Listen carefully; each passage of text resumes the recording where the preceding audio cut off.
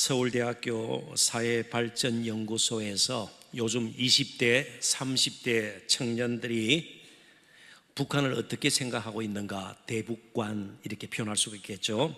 그리고 통일에 대해서는 어떤 생각들을 하고 있는지 대북 통일 인식 조사를 했습니다. 그 조사를 하기 위해서 한 가지 질문을 던졌는데 혹시 성도 여러분들의 대답은 어떤지 또 나름대로 한번 답을 찾아보시길 바랍니다. 미국 대통령이죠. 트럼프와 북한 국방위원장 김정은이죠. 그죠? 트럼프와 김정은 누구와 식사하고 싶습니까? 트럼프하고 식사를 하고 싶습니까? 김정은하고 식사를 하고 싶습니까? 미국에서도 워렌 버핏이라는 아주 유명한 그죠? 재벌이 있습니다. 그분하고 점심을 하려면 몇십만 불 내야 돼요. 물론 이제 후원금으로 다 나중에 사용은 됩니다만은, 자, 여러분들 어떨까요? 트럼프와 김정은 누구와 식사하고 싶습니까? 40%의 응답자들이, 그러니까 가장 높은 비율이었어요. 그리고 나머지 응답자들은 아주 차이가 났습니다. 비율이 40%가 누굴 것 같아요? 김정은. 틀렸습니다. 40%의 응답자들이 둘 다 하고 싶지 않습니다.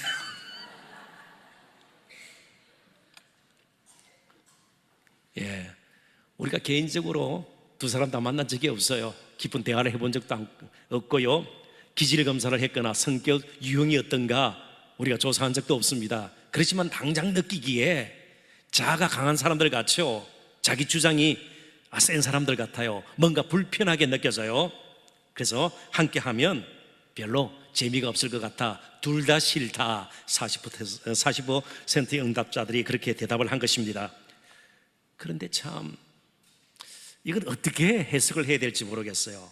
저와 함께 혹시 식사할 기회가 있는 분들은 아마 다 경험하셨을 텐데, 식사 자리에 제 옆자리나 건너편 자리에 안 앉으려고 그래요. 저도 트럼프나 김정은 부류의 사람입니까? 제가 볼 때는 미워서 그런 건 아니고 조금 조심스러워서 그렇죠? 그렇죠? 정말 미워서. 그럼 이 자리에서 제가 당장 내려가야 될 것입니다.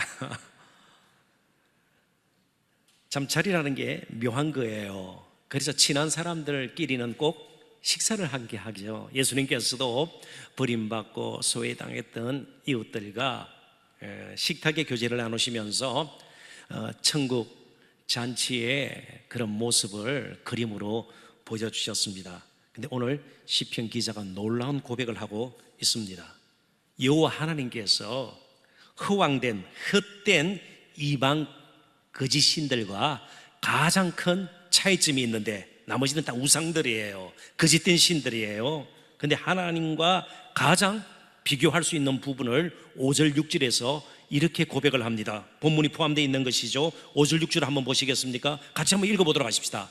여호와 우리 하나님과 같은 이가 누구리요? 높은 곳에 앉으셨으나 스스로 낮추사 천지를 살피시고. 거짓신들은요 어떻게든 더 높임 받으려고 그래요. 그래서 아주 웅장한 신전을 짓고요 엄청난 재물을 갖다 바쳐야 되는 것처럼 그렇게 인식을 해요. 제사하는 사람들이지 말이죠. 그런 거짓된 신을 숭상하는 사람들요. 근데 하나님은요 정말 이 세상 어떤 곳보다 더 높은 곳에 계신데 스스로 낮추셔서 참으로 그의 백성들을 돌보신단 말이죠. 살펴보신다 말씀하고 있습니다. 그래서 1절부터 4절에 보면 이 시편 기사가 너무너무 하나님께서 높은 곳에 계시고요 우리하고는 차이가 나는, 도저히 대화 파트너로 대화 상대로 삼을 수도 없는 큰 격차가 나는, 오로지 영광과 존귀와 찬양만을 받으시기에 합당하신 분이심을 계속 반복해서 고백을 합니다. 1절부터 4절 제가 읽어볼 텐데요, 여러분들께서 화면을 보시고 성경을 보시고 말씀을 좀 눈으로 따라 읽어주시면 좋겠습니다. 할렐루야. 여호와의 종들아 찬양하라. 여호와의 이름을 찬양하라. 한 번만 하는 것이 아니에요. 그만큼 여호와 하나님께서는요 찬양 받으시기에, 영광 받으시기에 합당하다는 것이죠. 그 이름이 높임 받으시기에 합당한 분이시라는 겁니다. 이제부터 영원까지. 그러니까 쉬지 말고 계속해서 영원토록 여호와의 이름을 찬송할지로다. 조금이라도 중단되어서는 안 될 찬송이 하나님께 계속 들어져야 된다는 것이에요. 3절에 해 돋는 데에서부터 해 지는 데까지 온 열방이, 모든 피조세계가 참으로 하나님을 찬양해야 되네요. 여호와의 이름이 찬양을 받으시리로다. 여호와는 모든 나라보다 높으시며 어떤 왕과도 비교가 되지 못하고요, 그의 영광은 하늘보다 높으시도다. 먼저 이런 분으로 그리고 있습니다. 하나님은 저와 여러분과 함께 할 수 있는 분이 아니세요. 아무리 우리가 열심으로 제사 제물을 바치고요, 어떻게든 열심으로 어렵게 되어서 하나님하고 한번 자리를 해보겠다, 그럴 수가 없는 분이에요. 근데 하나님께서는 스스로 낮추셔서 높은 곳에 앉으셨으나 천지를 스스로 낮추셔서 살피신다고 말씀하고 있습니다. 그런데 어디까지 낮추었는가, 어디까지 가셨는가 우리가 보아야 합니다. 7절부터 9절 같이 한번 읽어보십시다. 7절부터 9절 같이 한번 읽어볼까요? 가난한 자를 먼지 더미에서 일으키시며 궁핍한 자를 거름 더미에서 들어세워 지도자들 곧 그의 백성의 지도자들과 함께 세우시며 또 임신하지 못하던 여자를 집에 살게 하사 자녀들을 즐겁게 하는 어머니가 되게 하시는도다. 할렐루야. 아멘. 어디까지 내려가셨는가 하면 먼지 티끌더미까지, 거름더미까지, 그리고 말 못할, 날마다 마음으로 눈물을 흘리는, 임신하지 못해서 아이를 가지지 못해서 고대사에서는요 가장 불행하고 가련한 여인의 상징이 잉태치 못하는 여인이에요. 드러나지 않지만 정말 마음에, 누가 뭐라고 그러지는 않지만 항상 눈치를 살펴야 된 그런 여인에게까지, 그 다음에 가난해서 먼지더미에 그리고 거름더미에 있는 자, 그 자리까지 내려갑니다. 특별히 여기 거름더미로 번역이 된 히브리 단어가 아시퍼트라는 단어예요. 유대인들에게, 이스라엘 백성들에게 아시퍼트는 가장 비천한 자리예요. 가장 비천한, 요즘도 마찬가지죠. 가장 어렵게 사는 사람들이 쓰레기를 뒤지면서 사는 분들이에요. 저기 후진국 그런 데 가도 말이죠, 쓰레기 더미에서 아이들이 그죠, 뭐라도 좀 건지려고. 참으로 그 사회에서 가장 밑바닥 인생은 바로 아시포트의 사람들이에요. 이전에도 그랬습니다. 넝마주의 기억이 납니까? 넝마, 쓰레기를 뒤지면서 사는 사람. 그리고 가장 한을 많이 품고 한나가 그러지 않았어요. 아기를 낳지 않았어요. 그러니까 겉으로 들어 보이는 가장 비참한 자리, 미천한 자리, 다른 사람은 몰라도 날마다 마음속에 눈물을 흘리고 마음에 상함이 있고요, 날마다 애통함이 있고요, 죄인도 아닌데 죄인처럼 스스로 생각할 수밖에 없는, 잉태지 못하는 이 여인에게까지 찾아가서 바로 그 티끌더미에서, 먼지더미에서, 그리고 거름더미에서, 아시파트의 자리에서, 그리고 한많은 그 자리에서 다시 일으켜고요, 힘을 주어서 가정에 머물면서 이제는 평강을 누릴 수 있도록 그렇게 말씀을 하고 있어요. 자녀들을 즐겁게 하는 어머니가 되게 하시는도다.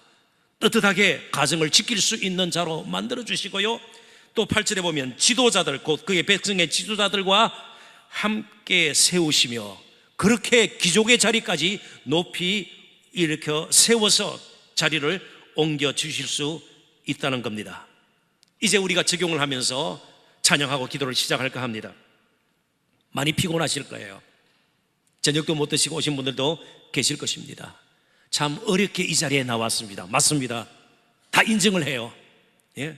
그래도 피곤함을 무릅쓰고 이 자리에 나왔습니다.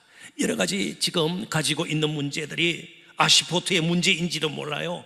남이 알지 못하는 가장 스스로는 비참하게 느끼고요, 해결할 수 없는 문제, 아픔을 가지고 정말 공고함을 가지고 여러 가지 좋지 못한 그런 사정 가운데서 심지어 마음의 상처를 입고 이 자리에 나와 있는지도 몰라요. 어렵게 놓은 자리예요. 근데 하나님은요, 그 영광스러운 높은 자리에서 오늘 우리의 자리까지 내려오시고요, 우리의 마음까지 가실 거예요. 그리고 만져주실 것이에요. 일으켜 세우실 겁니다. 어떻게 할 수 있습니까? 우리는 한 분을 잊을 수가 없습니다. 아시포트, 그럼더미의 자리가 아니고 가장 비참한 하나님의 저주로 일컬음을 받았던 십자가의 자리까지 내려오셨던 창조주 하나님의 아들 예수 그리스도가 그 자리까지 내려가셔서 우리의 공고함을 아시고요, 하늘 가는 길을 열어주셨습니다. 이제 저와 여러분을 단순히 그럼더미의 자리가 아니라 정말 죽음의 자리, 멸망의 자리에서 그분은 자신의 목숨을 내어놓고 낮아지셔서 우리의 죄값을 치르시고 우리를 높은 자리로 이끌어 주셨습니다. 에베소서 2장 4절부터 6절에서 사도 바울은 바로 그 주님의 모습을 이렇게 그려주고 우리가 어떤 신분의 사람이 되었는가를 고백하고 있습니다. 같이 또 한번 읽어보십시다. 긍휼이 풍성하신 하나님이 우리를 사랑하신 그 큰 사랑을 인하여 허물로 죽은 우리를 그리스도와 함께 살리셨고 너희는 은혜로 구원을 받은 것이라. 또 함께 일으키사 그리스도 예수 안에서 함께 어디 앉으시네요?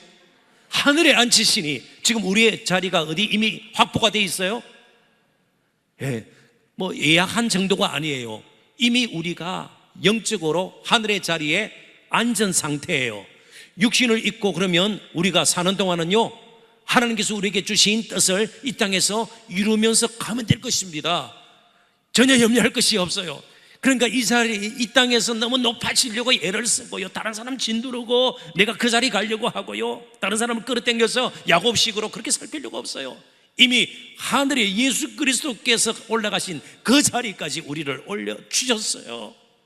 그렇기 때문에 이 땅에서는요, 하나님께서 주신 소명의 길을 우리가 걸어갈 수 있으면 되는 겁니다. 왜 기도해야 합니까? 왜 우리가 거룩해야 합니까? 왜 날마다 원수까지 사랑하면서 우리가 사랑해야 합니까? 스스로 높아질 필요가 없어요. 왜 겸손해야 합니까? 고린도전서 1장 20절부터 29절, 오늘 하나님께서 시편 기자의 고백을 통해서 보여주는 그 모습의 하나님이 우리에게 이렇게 그 모습을 다시 한번 보여주셨기 때문입니다. 똑같이 한번 읽어보십시다. 그러나 하나님께서 세상의 미련한 것들을 택하사 지혜 있는 자들을 부끄럽게 하려 하시고 세상의 약한 것들을 택하사 강한 것들을 부끄럽게 하려 하시며 하나님께서 세상의 천한 것들과 멸시받는 것들과 없는 것들을 택하사 있는 것들을 폐하려 하시나니 이는 아무 육체도 하나님 앞에서 자랑하지 못하게 하려 하심이라. 아멘.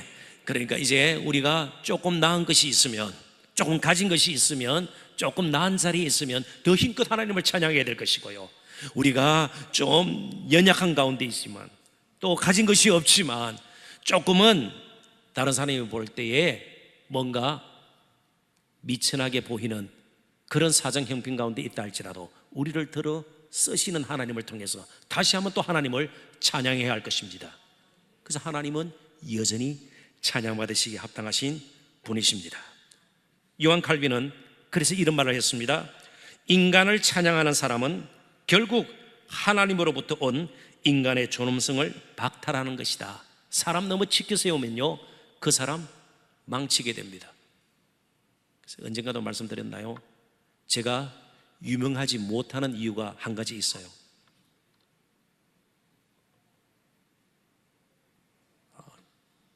제 아내가 제가 유명하게 되는 걸 너무너무 싫어하고요. 왜 그럴까요? 유명해지는 순간 자칫 잘못하면 형편없이 아슈파트의 자리로, 가장 미천한 자리로, 부끄러운 자리로 떨어질 수 있기 때문에 그렇습니다. 그냥 저의 이야기죠. 그렇습니다. 이제 우리가 작정해서 하나님을 정말 찬양해야 합니다. 하나님께 감사해야 합니다. 십자가 지시기까지 가장 낮은 자리로 오셨던 그분과 함께 이제 우리에게 맡겨주신 십자가의 길 참 아름답게 걸어가시다가 우리 저 높은 저곳에서 가장 높은 자리에 거기서 영생복락 누리시는 저와 여러분 되시기를 주님의 이름으로 축원합니다. 기도하십시다. 하나님 아버지,